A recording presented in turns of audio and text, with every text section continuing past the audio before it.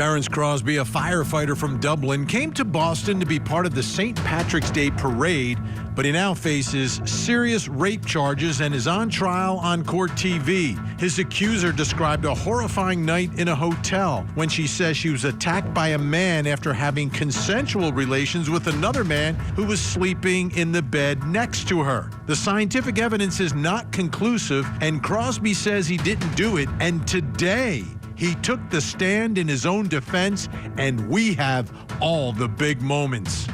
But first, 9-year-old Melodee Buzzard has vanished under troubling circumstances.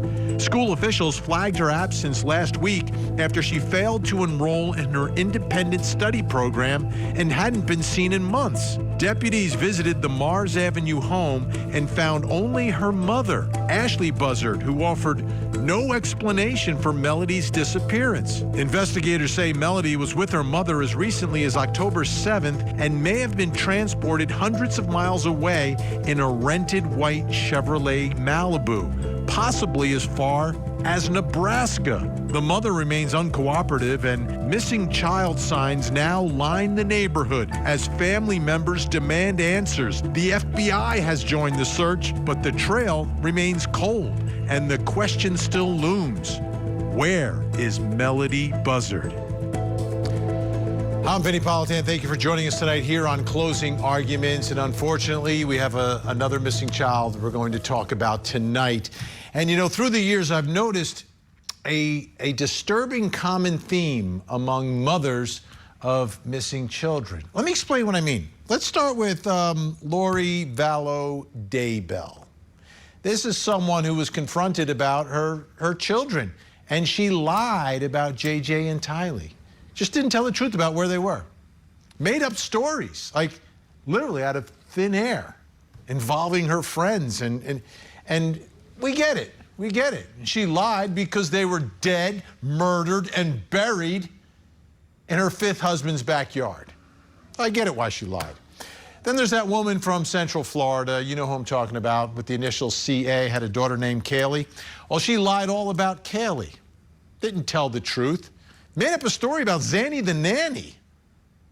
Confronted by her own parents, Kaylee's grandparents, and makes up a story, like invents a person who was watching Kaylee for 31 days. Complete lie. And she lied about other things too, but lied about where her missing child was. Leilani Simon, you may or may not remember her, from Georgia, South Georgia, lied about her son Quentin, who's like the cutest kid you've ever seen. Made up this story. In the end, it turns out she murdered him, threw him in the garbage, and they had to recover his remains from a landfill. Now, 2 out of those 3 paid for their lies. 1 did not pay for her lies. But that's the way our system works. You've got to prove the case beyond any and all reasonable doubt and convince all 12 jurors. And sometimes prosecutors can't do it. Let's talk now about little Melodee and her mom, Ashlee. A little different here. I'm not getting a sense that she is lying about everything. I'm getting a sense that she's just not saying anything and she's not cooperating, which is an interesting tact when you have a missing child that you are solely responsible for. The child's nowhere to be found and you're not saying anything. Well, let's dive into this story. Here's what we have from the Santa Barbara County Sheriff's Office. Through their investigation, detectives have gathered evidence indicating that Melodee was with her mother, Ashlee, as recently as October 7th of this year. Detectives have also determined that Ashlee may have driven with Melodee in a white Chevy Malibu. This is important, okay, for folks who may be able to help in this case. License plate number 9MNG101.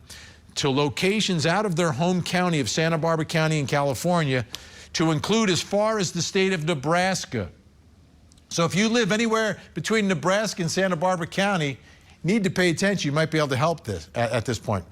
At this point in the investigation, Ashlee Buzzard remains uncooperative and has not provided detectives with any information about Melodee's current location or condition. The primary goal of this investigation is to verify the location and welfare of Melodee Buzzard and to ensure that she is safe. But Mom is saying nothing. Which is absolutely bizarre. Well, let's get some more details and some more information. And joining us tonight in Santa Barbara County from our Scripps News Group, reporter Crystal Bermudez, who's been covering this story more in depth than anyone else. So, Crystal, I'm so glad that you're able to join us tonight. We appreciate your time. Let's start here because this is the first time we're doing this story for folks. How about some background about Melodee, her mom Ashlee, their living arrangements, and any information about Melodee's dad? Yeah, Vinny. Well, just to start us off, I've been in contact with spokesperson Raquel Zick with the Santa Barbara County Sheriff's Department.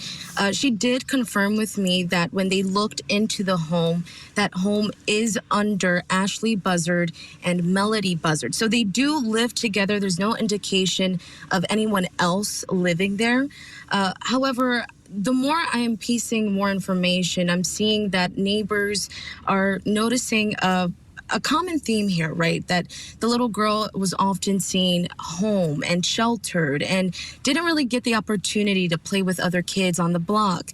I'm not that far away right now. I'm about 5 minutes away from the Vandenberg Village home. But from what I'm hearing from spokesperson Raquel Zick, who has been, again, communicating with me about the whereabouts of Melodee, it seems like at this point, we were able to get confirmation because of that prolonged absence that the school district had brought attention to, right? That they hadn't seen Melodee for quite some time. So originally during this investigation, it had been a year long that we didn't know in that timeline of where Melodee's whereabouts were. Then that narrowed down to August of 2025. And now with our recent update, the one that you just read there, Vinny, they're now narrowing this down between October 7th through October 14th, which investigators tell me this is really helpful in, again, locating Melodee Buzzard and pleading the public to use the information that they're sharing. Have you seen this woman with a child in that white Chevy Malibu any time between that time frame of October 7th through October 14th? And again, when you think about how far Nebraska is from Vandenberg Village here in Santa Barbara County, that's about a 20-hour drive. So if anyone has information, spread those photos around to see if anyone has had the opportunity or chance to locate Melodee in that pathway between here and Nebraska. I'm actually parked right now outside of a gas station, and while I was driving around, there's photos everywhere, flyers that says, "Can you help locate Melodee Buzzard?" So the community here is really coming together and trying to spread that word around to help locate her. And how about Melodee's dad? What's the story there with dad and with dad's family? Yeah, Vinny. Well, when I first started looking into family members related to Melodee, I was first contacted with Elizabeth Meza. She's her aunt from her dad's side. She's married to her father's brother, who also passed away. But from what I'm being told, her father passed away when she was 6 months old in a motorcycle crash. So he wasn't really there to see seeing her grow up through most of her life, unfortunately, through that tragedy of a motorcycle accident. And so October 7th is an important date that we believe she was seen. Do we know the circumstances surrounding that? Like who saw her, where they saw her, and what the context was? Have we gotten any more of those details? Yeah, that's a great question. That was the first thought that came to mind for me as well, Vinny, is who saw her? Where was she seen on October 7th?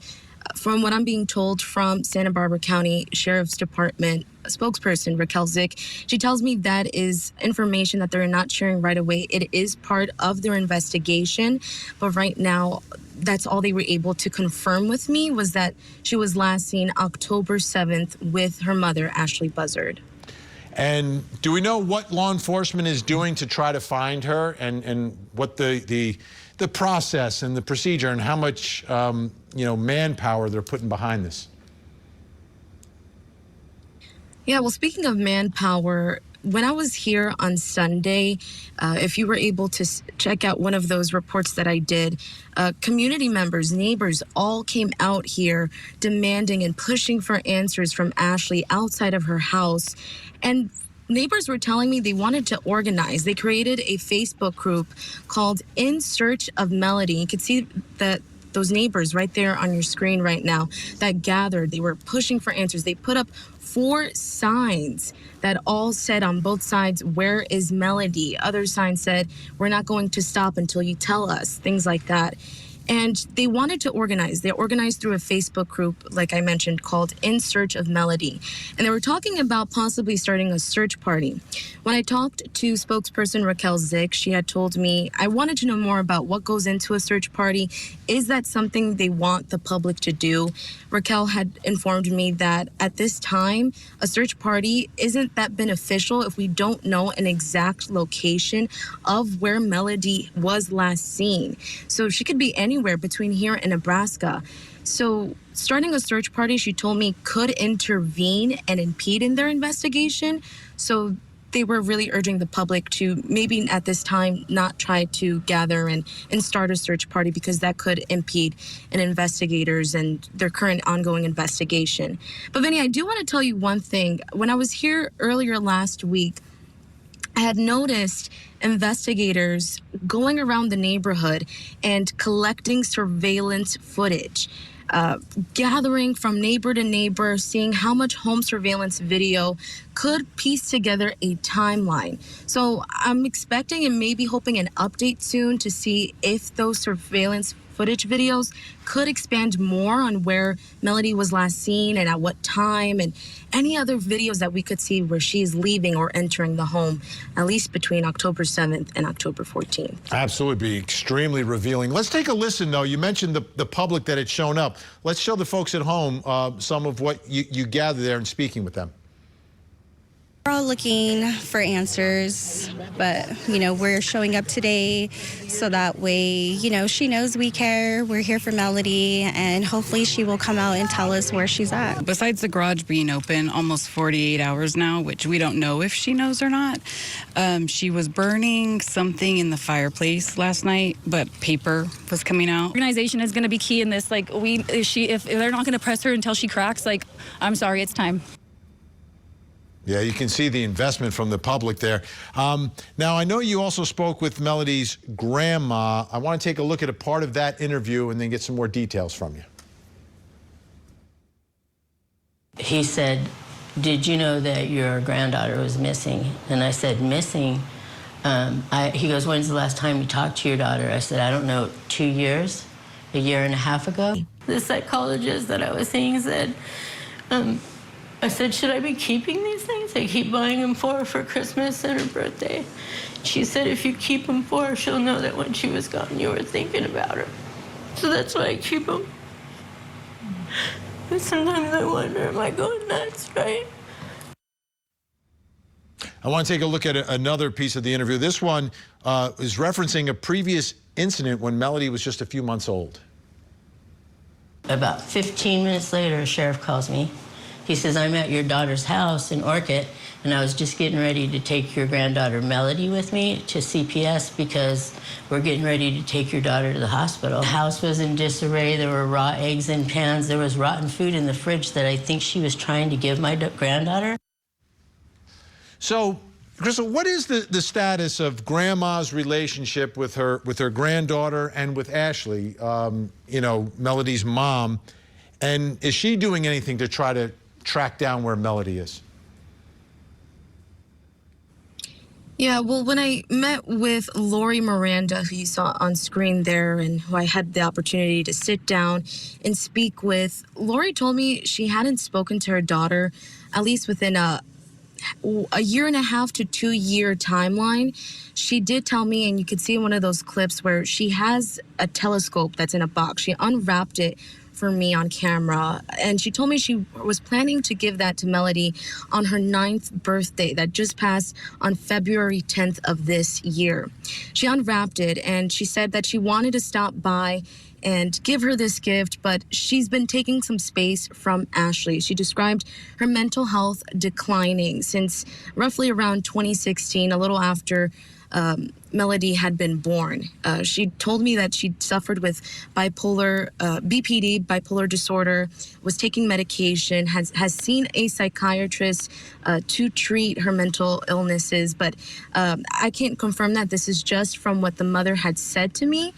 But again, she was just indicating to me that it's been some time. Her daughter is very erratic. Again, Ashlee Buzzard.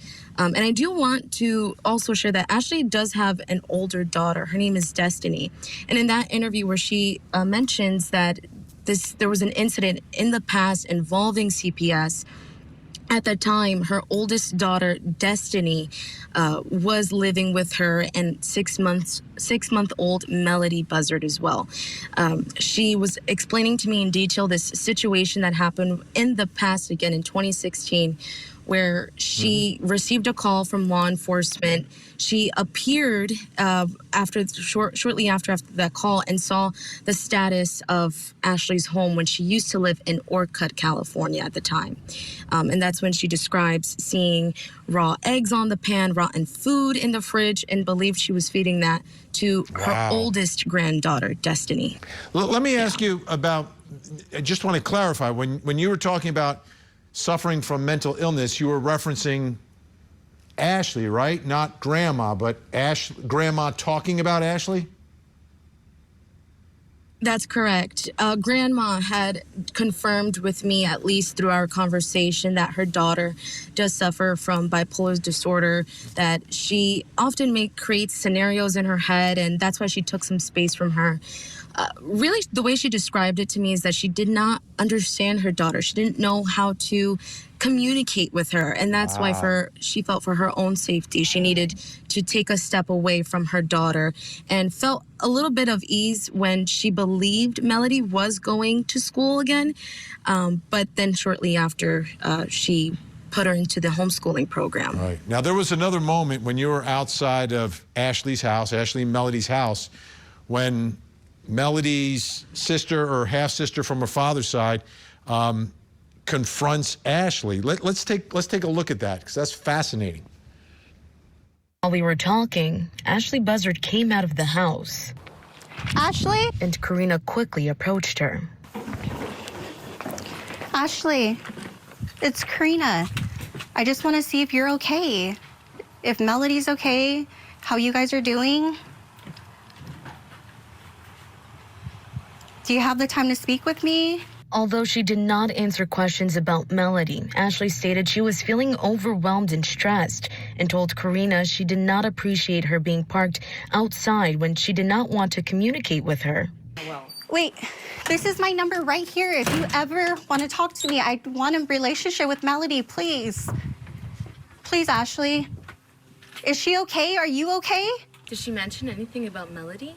No, she didn't. I did ask her if Melodee is okay, as well if she's okay, but she did not answer. Wow. So before we run out of time here, Crystal, did you learn anything else from Karina, who is, again, Melodee's sister, older sister, half-sister, but did you learn anything else from her about the family dynamics? Yeah, that was Karina Meza. She's Melodee's half-sister from her father's side. Karina was really in distress as well. She just wanted to get in contact with Ashlee. She told me she had been out there for some time, wanting to reassure to Ashlee that if she needed anything, if Melodee was okay. And in that quick snippet there, you see this very quick interaction between the two, Karina and Ashlee. Karina told me that Ashlee did cut off the family, as well as Melodee's aunt, Elizabeth Meza. She cut off the father's side of the family about 4 years ago, I want to say. So there's been very little contact, or to any contact at all with Melodee. So she told me that she had a great experience when Melodee was around one time, and she had her kids there as well, and the kids were all playing, and she described Melodee just being so happy, wanting to be around family, having a big smile all the time. It was very goofy. She's very animated in the videos that I've seen of her. And so when Karina was trying to get a hold of her during that time, it was very short, very quick. And as you have mentioned, Vinnie, Ashlee has been uncooperative. This is what police have been telling me, is that they're not getting much out of Ashlee when it involves where's Melodee's whereabouts in this situation. She's not telling anyone. She's not telling Karina police. She's not telling family. This is so frustrating. Crystal, we're out of time for now. Yeah. Great reporting, amazing. Right. I hope you'll come back as we continue to cover this story, and we appreciate you sharing all this information. Thank you so much, Crystal Bermudez, Scripps News Group. When we come back, we're going to bring in our think tank and try to get to the bottom of how investigators, prosecutors, or maybe a therapist can get the information that is needed. And the information is pretty simple. Where is Melodee tonight? Plus, coming up next hour. Tonight on Vinnie Politan investigates a Hawaiian paradise turned into a nightmare. A doctor accused of trying to kill his own wife on a cliffside birthday hike. Prosecutors say what started as a photo op ended in blood and betrayal. What really happened on that mountain ledge? I've committed so many horrific acts over and over and over. Do you think you deserve to die for murdering those innocent people? You tell me. I wish more than anything, David, that I would have done something other than the things I've done in my life. Are you really a changed man, or is this some kind of stunt? Interview with a Killer. 2-hour season premiere. Saturday night at 8 Eastern and Pacific. Only on Court TV. Investigators believe Ashlee drove her daughter to Nebraska in a white Chevy Malibu earlier this month, more than 1,070 miles from her current Vandenberg Village home, before returning to California. We want the public to think back to the 7th to the 14th. Did you see a mom and a daughter in this vehicle? Ashlee knows, but Ashlee is saying nothing about her daughter, Melodee. Let's bring in our think tank. Joining us tonight, criminal defense attorney, former head New Jersey County prosecutor Bob Bianchi, and national parenting and family relationship expert Dr. Sue Kornbluth. Great to have you both here. We're trying to get Rick King in the mix here. Let me ask you, Bob, legally, is there any way to compel this woman to tell the world where her daughter is? As a prosecutor who's handled cases like this, Vinnie, at certain points in times, you got to brute force your way into a situation. You cannot let a child who no one knows where they are, has been traveling over a significant place and period of time, whose parent is mentally ill, a single parent, no one there to care for the kid, the school's concerned, the community's concerned, the sheriff's concerned. As a prosecutor, I would start using brute force. You need to bring her in. You need to detain her. You may need to get a mental health situation going on there as to whether or not there's some sort of involuntary commitment. I know that's going to get some very upset, but the bottom line here is I'm concerned about a child and a child's well-being. And if I have to file charges for endangering the welfare of a child, which doesn't require that I show actual harm in the state of California, that's what I'm going to do. Bottom line is I need some top skilled level police officers and detectives and some mental health professionals that are going to approach her and bring her in, and let's start getting some answers. This is not a time to play games. The clock is ticking. Dr. Sue Kornbluth, is there a way to get through to this mother and have her voluntarily just provide the information? I believe this child very well could be alive tonight. Well, Vinnie, if somebody is going to go in there and intervene and try to get her to open up, they have to approach her in a very caring, kind, compassionate, and empathetic way. If they go in there and they are accusatory of this mother, she is not going to open up at all. So the way to approach her would be with compassion, concern, care, to get her on board to start cooperating, to open up as to where her daughter is. That would be the approach that a psychological professional would need to take here. Also joining us, we've got him. Problem with that though, Vinny. One second, Bob. I just got to bring Rick into the mix. We've connected. Joining us, former police lieutenant, trial attorney Rick King. All right, Rick, let's get your take, and then we're going to go at it here. Bob's going one way. Dr. Sue seems to be going a different way. Former police lieutenant, also criminal defense attorney at this point. But Rick, what are your thoughts about how you get this mother to provide the most important information, the only thing we care about, which is where Melodee is? I mean, I think I agree with Bob in the sense that you got to start being aggressive with her. You got to bring her in. Clearly, you have some sort of criminal charges because you wrote a search warrant. So if you have a search warrant, there's probable cause for some crime you're saying happened. If you have probable cause for a crime, then you should make an arrest. Something. You need something to bring her in, to put the pressure on her to start finding out where the baby is, because that's what we care about right now. Go ahead, Bob. I knew you wanted to jump in there before. Let it fly. Yeah. I mean, listen, we get to a point where we all want to throw up a peace sign and be kumbaya. That has not worked here. You cannot continue to wait while this child may be in jeopardy and you have a recalcitrant, reluctant, and unwilling participant in helping us identify where her child is. At a certain point in time, you got to pull the Band-Aid off, and the nice game has to end and the hard game has to begin. It's already past due, if you ask me, Vinny. This is not about pulling off a Band-Aid, though, Bob. This is about dealing with somebody that has mental health issues. That's what it appears to be. And when you're dealing with somebody that has mental health issues, you have to be very caring towards them in order to get them to open up with information. I'm not saying that you don't haul her in. I agree with that. But once she's there, you're not going to probably get a confession out of her if you treat her as though she's guilty already. To Dr. Seuss' You're point, talking Bob, about the approach once you get her. To Dr. Seuss' point, Bob, I think that what she's saying. You're talking about the approach. Go ahead, Rick. I'm sorry. That's okay. I think what she's saying is we're talking tactics once we get her in. I think that the idea is to get her in, and then once she's in, then there's tactics. There's a way you talk to someone with mental health problems. You don't come and you don't beat them over the head with a hammer. You try to talk to them and you appeal to whatever it is you think that they're going to respond to. It's not going to be a situation where it's bad guy. Maybe it's good guy, bad guy. Maybe it's something. Let me ask you this, guys. Let me ask you this. Is there a problem, though, if you haul her in, the lawyer's going to jump in, is going to shut her down?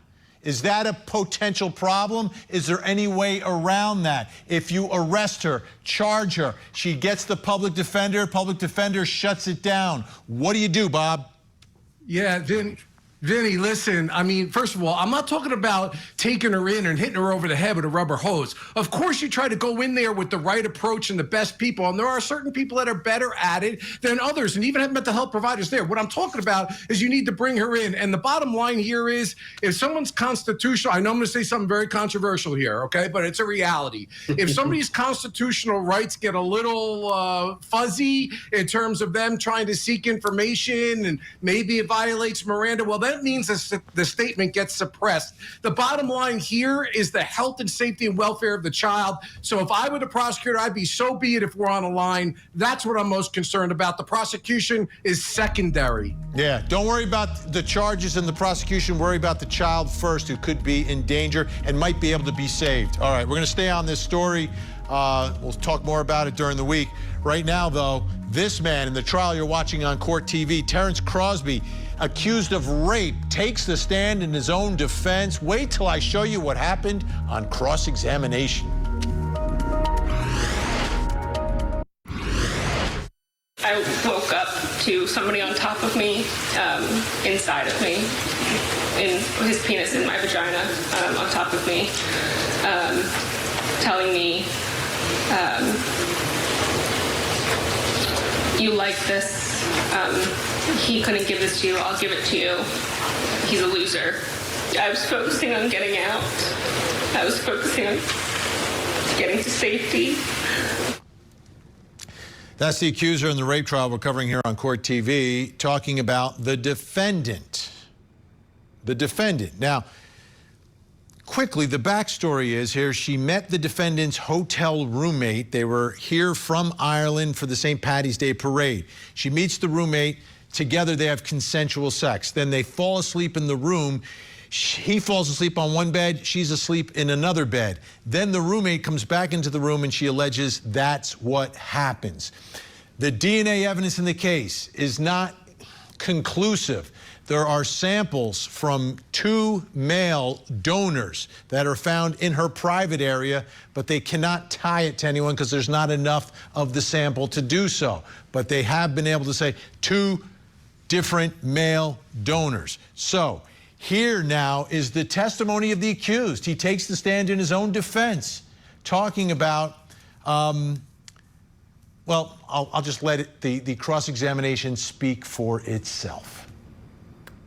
You claim that there was no one in your bed when you got in, and you just faced the wall, right? There was nobody in my bed. And you just faced the wall, right? Just got into bed and faced the wall, yes. You could hear Liam O'Brien snoring, right? Correct.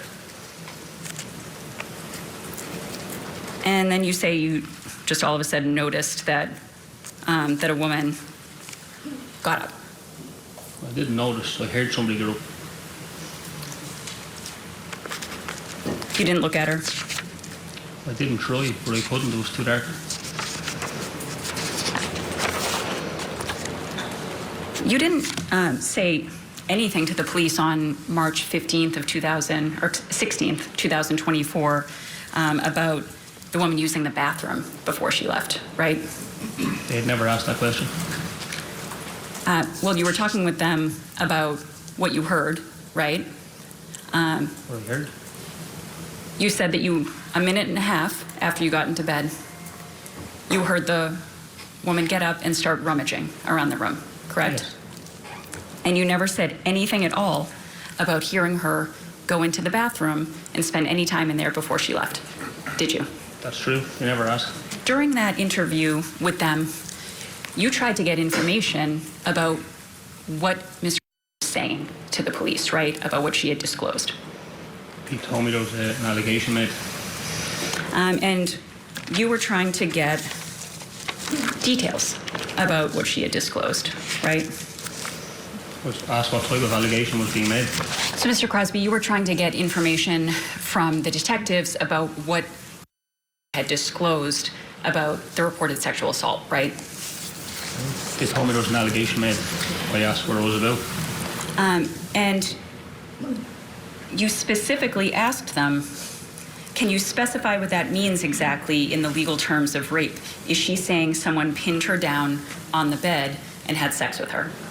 He told me that somebody had non-consensual sex with her. They hadn't given you any information beyond the fact that there was a sexual assault alleged, right?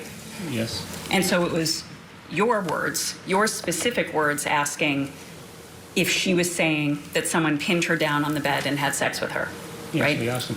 They hadn't told you anything prior to that about what exactly had disclosed. No, he told me later.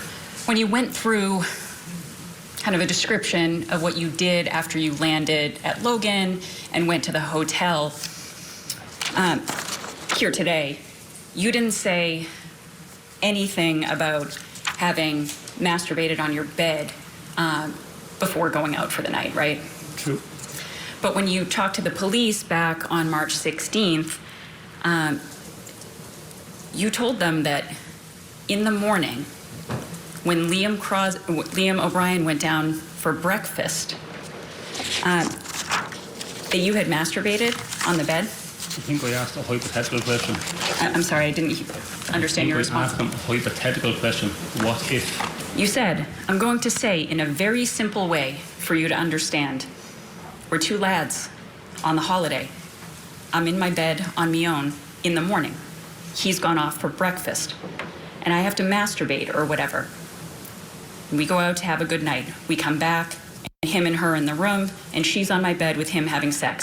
If they are, I don't know if they are. That's what you said to the police at the Omni Parker house on March 15th, right?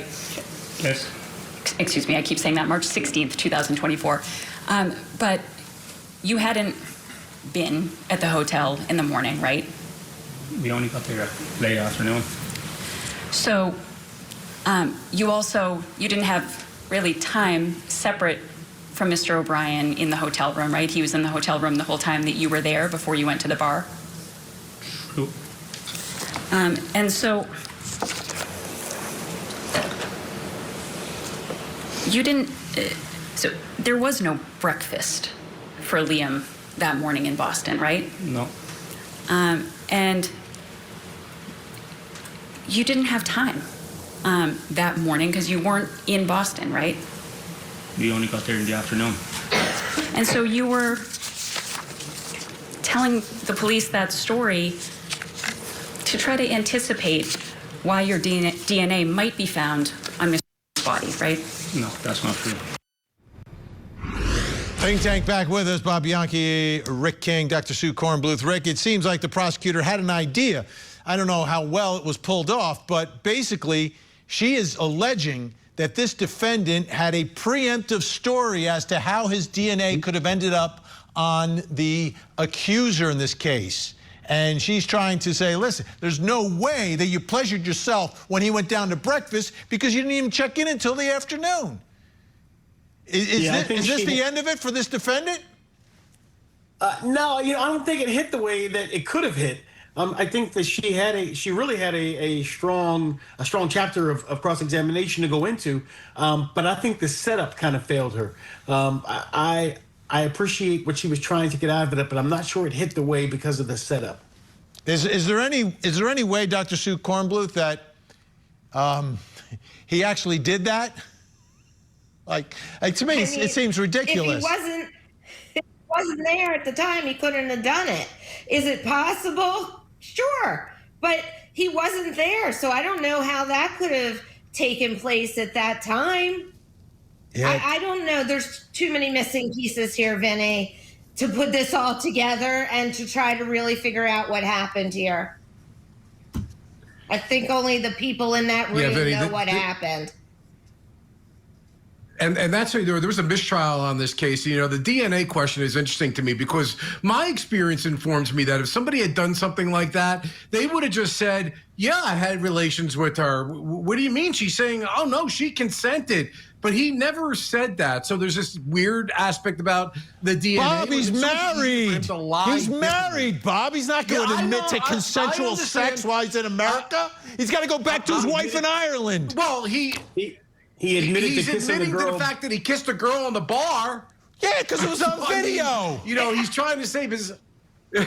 Look, I don't disagree with you, Vinny. That could be a piece to it. But the thing to me that's really compelling here is that she texted her friend right after this happened. And I think that that's a very compelling, contemporaneous text that's going to be... If he doesn't wow them on his testimony and little things that she did on cross here, the prosecutor, affect him, you may get a different result than you did the first time. Yeah, and I think the point we're making is the get-out-of-jail-free card for reasonable doubt would have been ending his marriage, right? By saying, oh, yeah, of course I hooked up with her.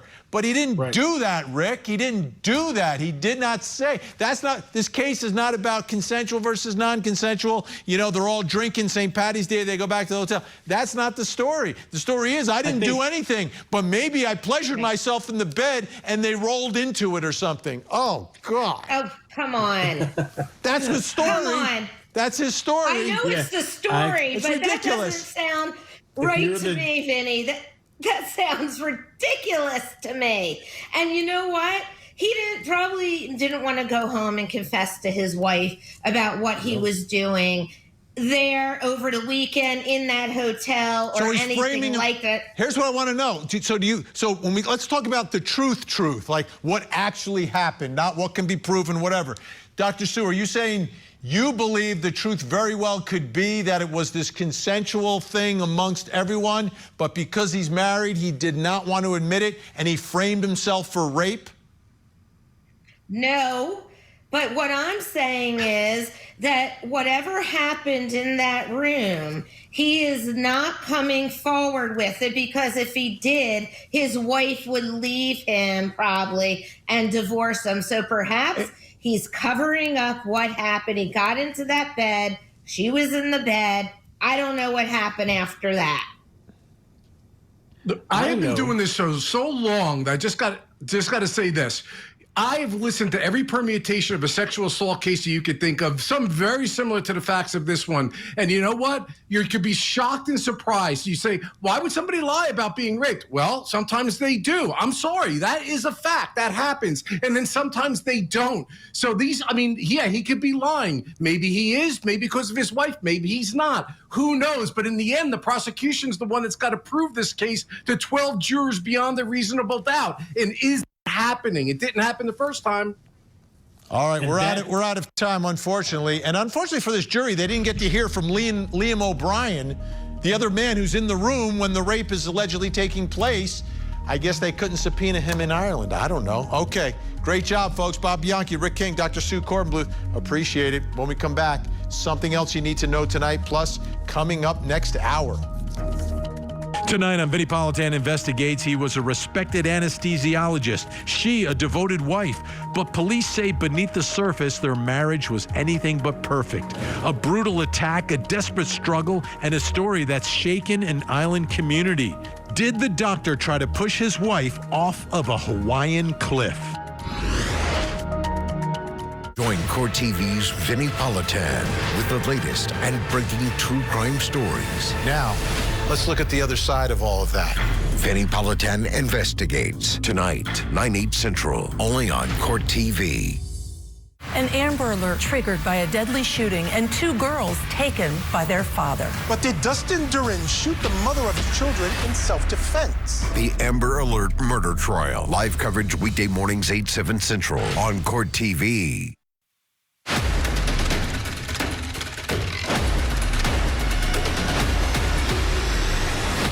Time to reveal something else you need to know tonight. Let's take a look at the big board. What do we have? Caught on camera. What's going on? We've got this surveillance video from a Ring doorbell cam out of Alexandria, Virginia. The question is this a crime taking place or a Halloween hoax? These people have not been identified but are wanted for attempted burglary. Let's take a look at the video.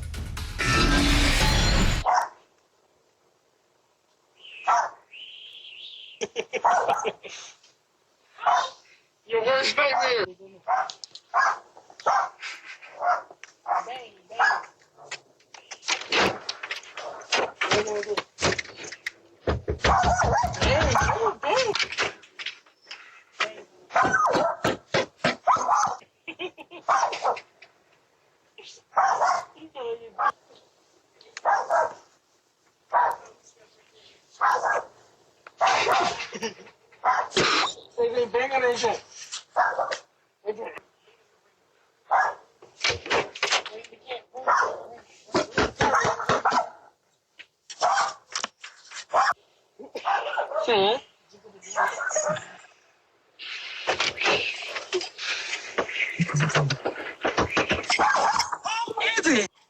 Open up the door!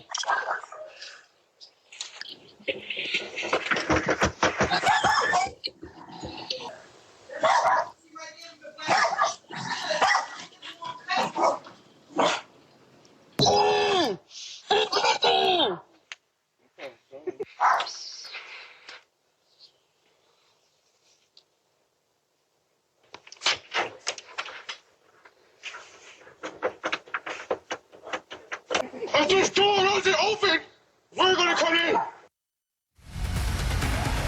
The 3 suspects are wanted for attempted burglary. Investigators say they entered the fenced backyard, causing damage to the fence and an outdoor storage unit. You know, it's that time of year. Bottom line is you can't vandalize things and you can't enter places you're not supposed to. So we'll see if they're ever able to identify the 3 suspects.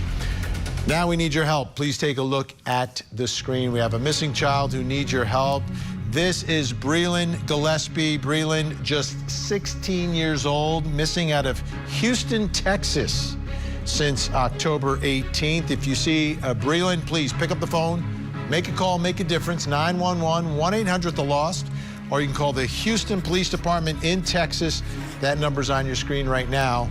Let's see if we can get Breland to a safe place tonight. Don't go anywhere. We have another hour of live true crime. Vinnie Politan Investigates is next. In the meantime, please don't forget to hug the kids.